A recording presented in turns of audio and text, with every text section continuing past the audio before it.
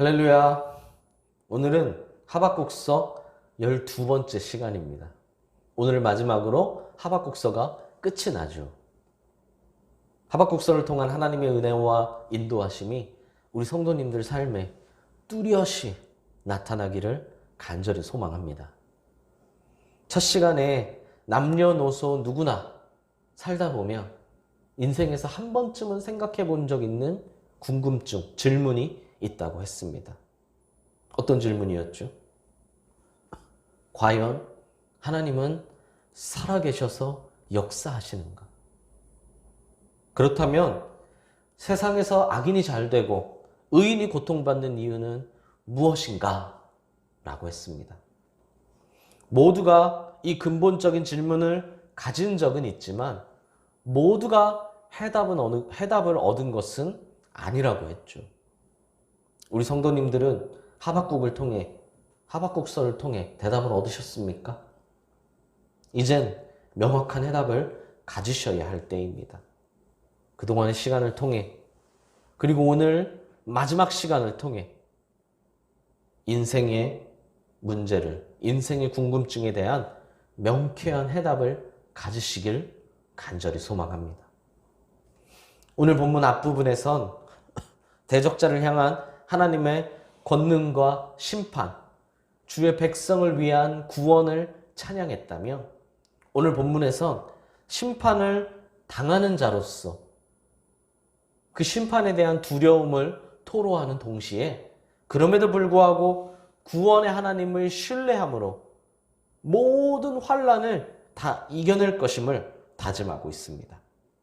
먼저 내가 들었으므로 내 창자가 흔들렸고 그 목소리로 말미암아 내 입술이 떨렸도다 라고 합니다. 여기서 하박국이 들었다는 목소리는 2절에 나오는, 우리 지난주에 했던 2절에 나오는 하나님의 소문을 가리킵니다. 그리고 이는 남에게 들은 소문을 말하는 것이 아니라 하박국이 남에게 들었던 그런 소문이 아니라 하박국이 하나님께 직접 들은 하나님의 말씀이라고 했었죠. 그 말씀이 뭐였나요? 심판의 도구인 바벨론이 자신의 욕심으로 말미암아 하나님께 철저하게 심판받을 것이지만 그 전에 유다가 먼저 바벨론에 의하여, 하나님의 도구인 바벨론에 의하여 멸망받을 것이라는 말씀이라고 했습니다. 즉 유다가 그 멸망이란 징계를 받을 것을 생각하니 하박국의 창자가 흔들리고 입술이 떨렸다는 겁니다. 창자가 흔들린다는 말이 무엇인가요? 우리도 두려운 상황을 만나면 이런 말을 사용할 때가 있는데요. 너무나 두려운 상황, 내가 차마 너무 두려워서 어떻게 아무것도 할 수 없는 상황. 본문에서도 크게 다르지 않습니다. 하나님의 징계를 생각하니, 징계받을 것을 생각하니 창자가 떨릴 정도로 두려웠다는 겁니다. 마음의 중심이 흔들렸다는 거죠. 하박국의 온 마음이 두려움에 사로잡혀 공포에 휩싸였다는 겁니다. 입술이 떨린다는 것은 하나님의 말씀을 전해야 하는 선지자로서의 입장을 표현합니다. 선지자는 하나님께 들을 말씀을 백성들에게 그대로 전해야 할 책임이 있는데 차마 이 멸망이라는 징계를 받을 것이란 말씀을 전하기가 내가 선지자이긴 하지만 너무 괴롭고 어려웠다는 것이죠. 이미 하박국은 하나님의 뜻을 신뢰하고 온전히 순종하기로 결단했지만 그럼에도 불구하고 자신과 주의 백성들이 맞이할 고난을 생각하면 자신의 온몸이 떨릴 정도로 두려웠다는 겁니다. 그래서 썩이는 것이 내 뼈에 들어왔으며 내 몸은 처소에서 떨리는도다 라고 합니다. 자신의 뼈가 썩는 것 같고 다리가 후들거린다는 겁니다. 얼마나 두려우면 그렇겠습니까? 게다가 이는 하나님의 말씀입니다. 하박국의 두려움의 원인은 하나님의 계시라는 것이죠. 그러므로 그렇게 될지도 모르는 것이 아니라 반드시 그렇게 됩니다. 하나님의 말씀이니까요. 하박국의 심정이 이해가 되시나요? 하나님을 100% 신뢰하고 있기 때문에 그래서 더 두려운 겁니다. 그러나 하박국은 무리가 우리를 치러 올라오는 환난 날을 내가 기다림으로 라고 합니다. 바벨론이 하나님의 도구로서 유다를 멸망시키러 오는 것을 내가 기다리겠다는 겁니다. 분명 하박국은 좀 전에 이를 두려워했습니다. 온몸이 떨리고 자신의 뼈가 썩는 것처럼 느껴질 정도로요. 하지만 그럼에도 하박국은 하나님의 뜻을 신뢰하기로 했고 전적으로 순종하기로 했습니다. 그래서 하나님의 뜻을 겸손으로 받아들이겠다고, 그날을 기다리겠다고 말합니다. 그럼에도 멸망을 눈앞에 둔 하박국의 심정이 어떻겠습니까? 진짜로 편할 수 있을까요? 순종하기로 했다가 또 두렵기도 했다가 또 다시 기다리겠습니다 했다가 또 두려워졌다가 하는 그의 마음이 왔다 갔다 하는 것이 충분히 이해가 됩니다. 그만큼 하나님의 심판은 무섭고 그만큼 인간의 마음은 약합니다. 선지자 하박국도 인간이니까요. 그러나 하박국의 17절 19절에서 자신에게 어떤 환난과 어려움이 찾아온다 할지라도 구원의 하나님을 신뢰함으로 오히려 하나님을 바라보고 기뻐하겠다고 고백합니다. 내가 가진 현실의 문제를 뛰어넘어 하나님을 끝까지 신뢰하겠다는 신앙 고백을 하는 겁니다. 17절에 무화과 나무와 포도와 나무와 감람나무는 당시 팔레스타인 지역에서 열매가 열리는 가장 중요한 나무이자 가장 흔한 나무이기도 합니다. 그런데 이 나무들의 열매도 없고 소출도 없다는 것은 완전히 절망적인 상황을 의미하죠. 가장 중요하면서 가장 흔한 나무인데 그 나무에 열매도 소출이 하나가 없다는 겁니다. 한마디로 먹을 것도 마실 것도 전혀 없다는 거죠. 또한 밭에 먹을 것과 양과 소는 이스라엘의 백성들의 생업인 유목 생활과 또 농업 생활을 영위해 나가기 위한 가장 필수적인 요소들입니다. 그런데 이 필수적인 요소들이 존재하지 않는다고 하죠. 이 역시 절망적인 상황이라는 걸 표현하고 있습니다. 이는 유다의 모든 것이 피폐해지며 생존 자체가 불가능한 상황이 이르게 될 것이라는 의미입니다.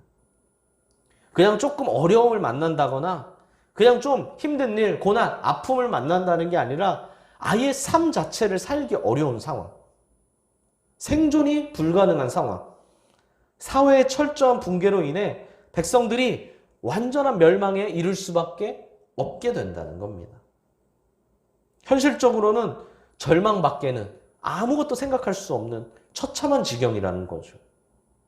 아무런 대가나 보상이 없고 그 어떤 희망도 가질 수 없는 상황에 처하게 된다는 겁니다. 왜 이렇게 된다고 했습니까? 바벨론이 유다를 멸망시킬 것이기 때문이죠. 왜 유다가 멸망당한다고 했나요? 그것이 하나님의 뜻이기 때문입니다.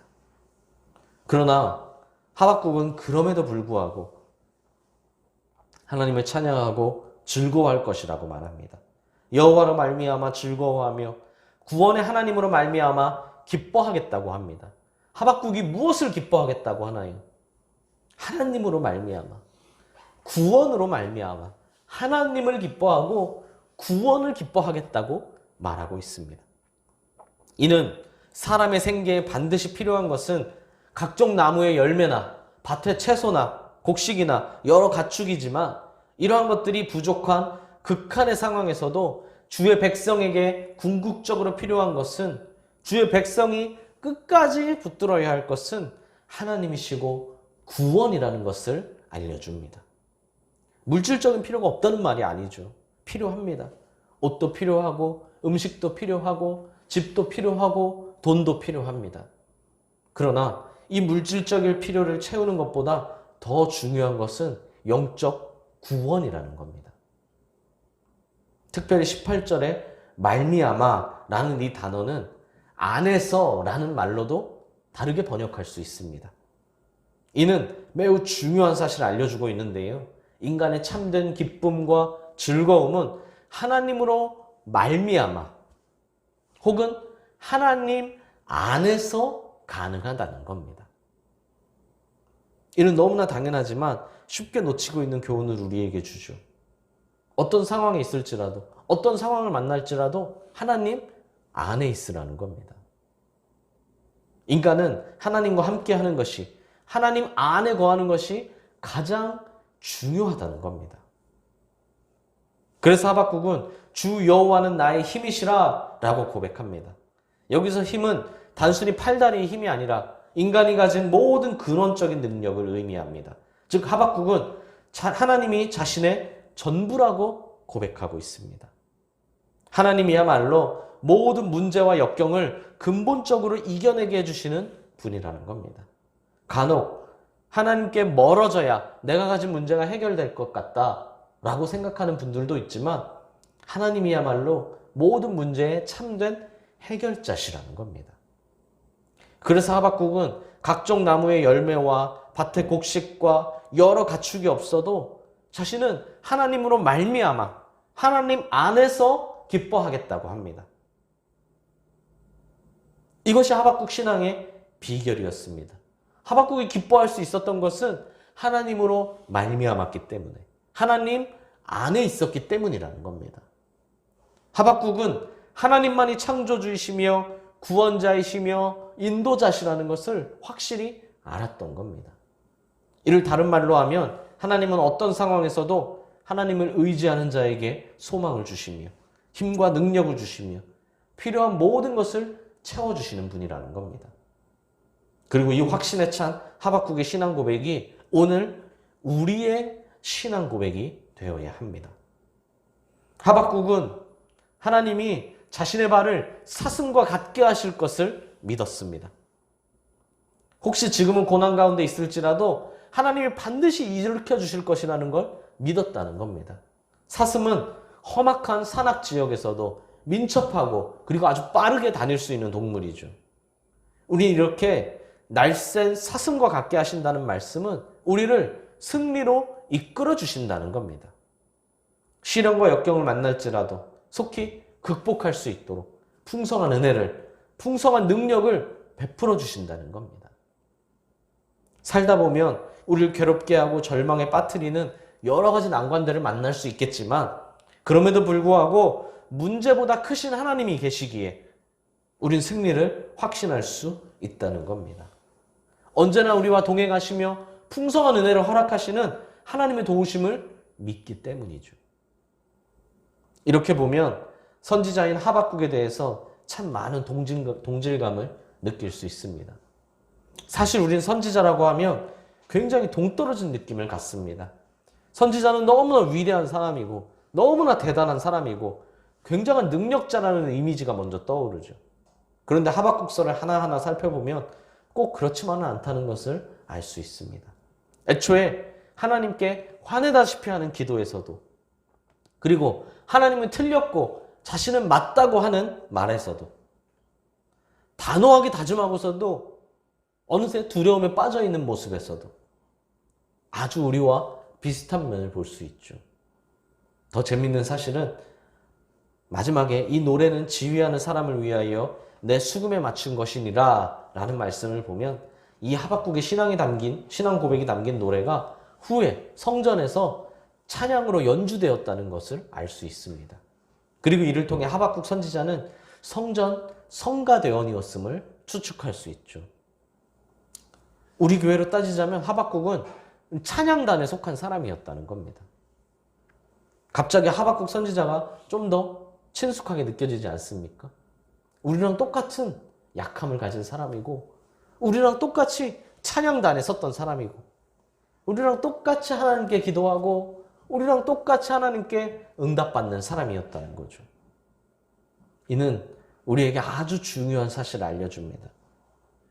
우리와 같은 하박국이 훌륭한 믿음을 가졌었던 것처럼 우리도 충분히 약하지만 부족하지만 어려움을 만나지만 충분히 하박국처럼 훌륭한 믿음을 가질 수 있다는 겁니다. 사랑하는 수원동행교회 성도 여러분, 오늘 하박국이 고백하고 있는 삶이 과연 우리 현실에서 가능한지 의문을 가질 수 있습니다. 냉혹한 현실에 많은 영향을 받을 수밖에 없는 우리의 삶이 과연 하박국처럼 어떤 상황에서도 어떤 고통과 시련 속에서도 하나님으로 즐거워하고 기뻐하는 것이 실제로 가능하냐는 겁니다.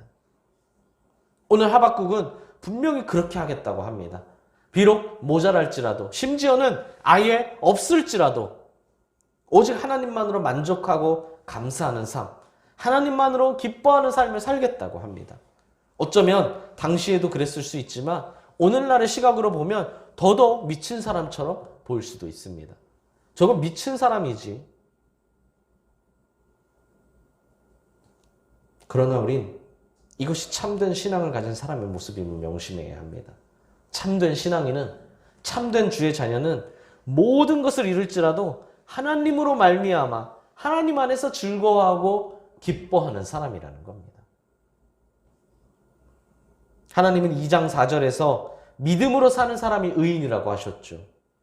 즉 오늘 본문으로 좀 바꿔 말하면 뭐뭐 할지라도 하나님으로 말미암아 뭐뭐 할지라도 하나님 안에서 즐거워하고 기뻐하는 사람이 바로 의인입니다.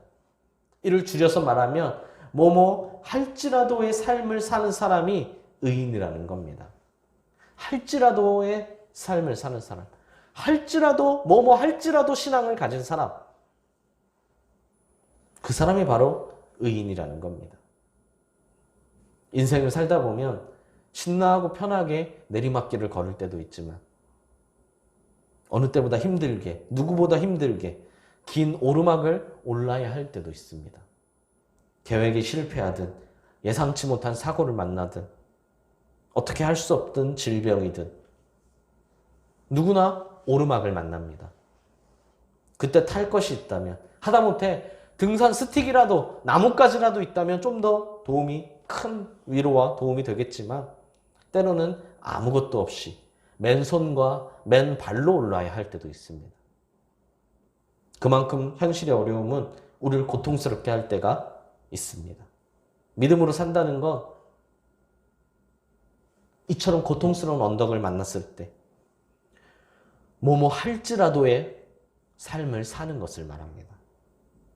남은 것이 없을지라도, 극한의 고통 중에 있을지라도 하나님으로 인하여 즐거워하고 기뻐하는 삶을 사는 사람이 믿음의 사람이라는 겁니다.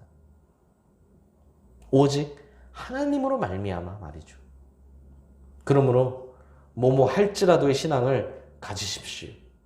이런 우리를 향해 세상은 미친 사람이라고 할 수도 있습니다. 그러나 우리는 아무 근거 없이 이러는 것이 아닙니다. 우리의 믿음엔 근거가 있죠. 무엇인가요? 우리 믿음의 근거는 신실하신 하나님의 약속입니다. 하박국을 보십시오.